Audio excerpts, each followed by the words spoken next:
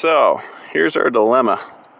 I came up over there, which was pretty crazy sketchy. So, my option is I can try following this ridge.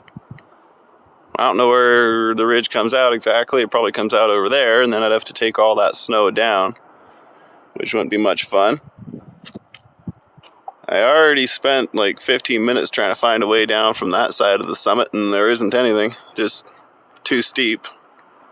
So I'm thinking my best bet is to try to get down right here and head that away. Thinking that should work. Well, this route was looking so good right up until here.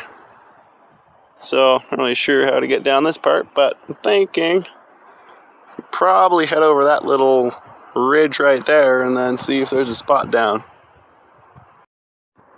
So that way's out. I don't see any good way down there except for I'd have to head right back up to the top, which I'd rather not do.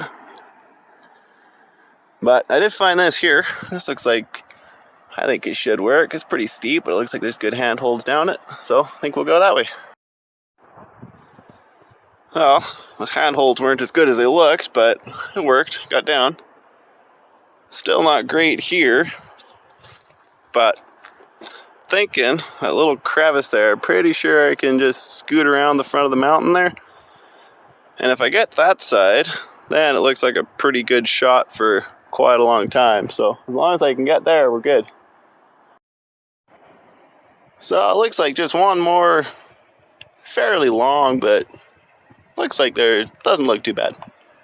And we should be good for a little while. Kind of hoping once I get to that little boulder field down there, I can just skip across the boulders, and that looks alright.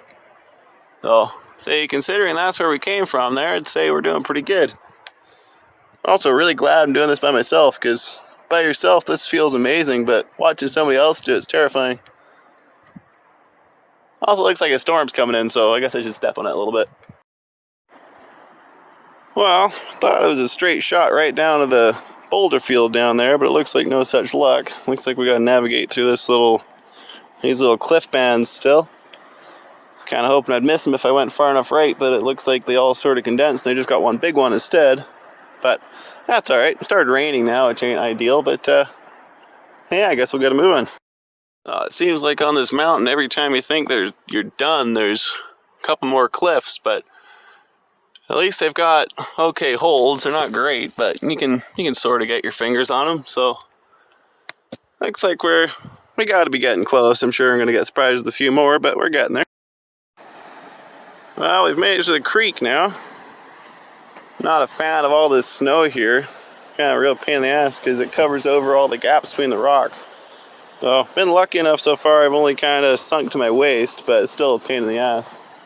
Oh, it'd be nice to get over to that side and get out of the snow. Well, this looks like as good a spot as any to refill the water. We're still a ways above the lake. When I came up, I took a avalanche chute that really wasn't fun, so I'm going to see if I can find a different way back down. Well, unfortunately the rain's picking up a little bit and still have a ways to go, but it's not so bad.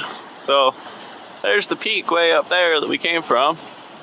Still got to go quite a bit lower, but I guess we made a pretty good route considering it doesn't look like there's really that great of a way up.